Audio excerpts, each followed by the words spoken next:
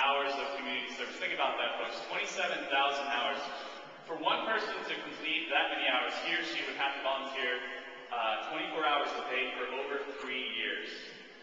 That's a lot of volunteering.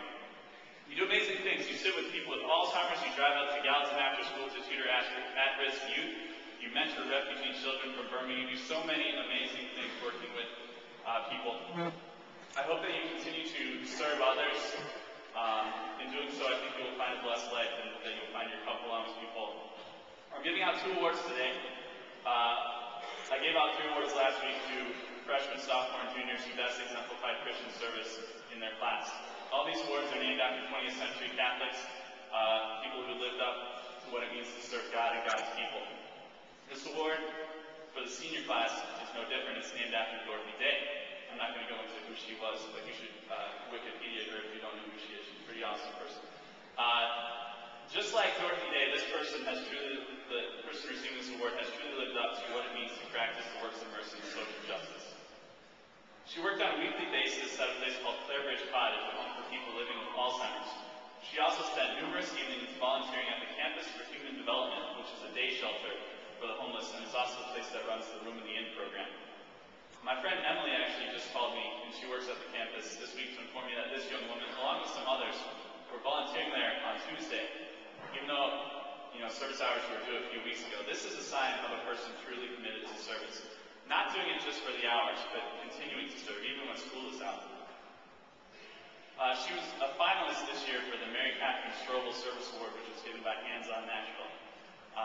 Continuing her service, in a couple of weeks, she'll be attending a service trip to West Virginia with some of her classmates. She inspires me, she teaches me, and she shows me what it means to serve and to live in solidarity with the poor. The 2009 Dorothy Day Christian Service Award goes to Anna Robinson.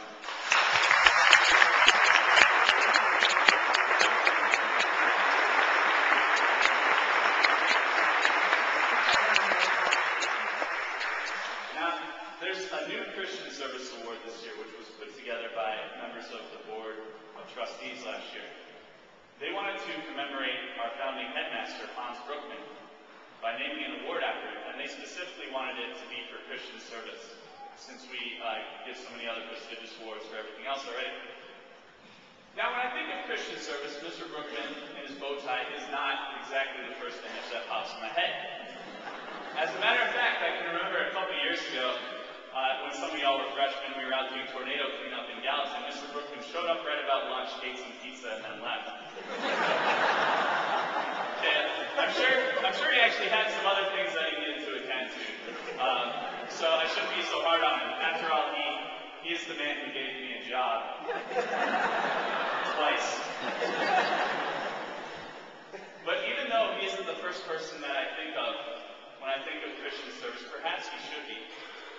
He is really the reason that service has been placed at such high esteem at Pope John Paul II High School. The Christian Service Internship Program was his vision.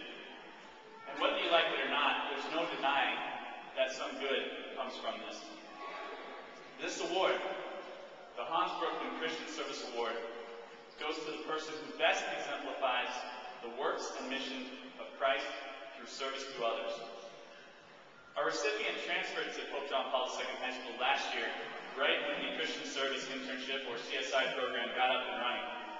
And I admit I was a little worried at first about the program, but I was truly inspired by this young woman who completed her 30-hour requirement during her junior year by the time many folks had even started. She works with at-risk youth at a place called Children Are People, or CAP, in Gallatin. Last year, she was key in developing their Saturday math school. When she's at CAP, she also sets a fine example for the other JPII volunteers. She even started a dance class for several of the elementary and middle school-aged girls. She collected dance shoes and clothing for these students. By the way, this person was also a finalist for the Mary Catherine Strobel Award last year in 2008. This year, she has also helped to start Sudanese adult literacy classes for the parents of the CAP children.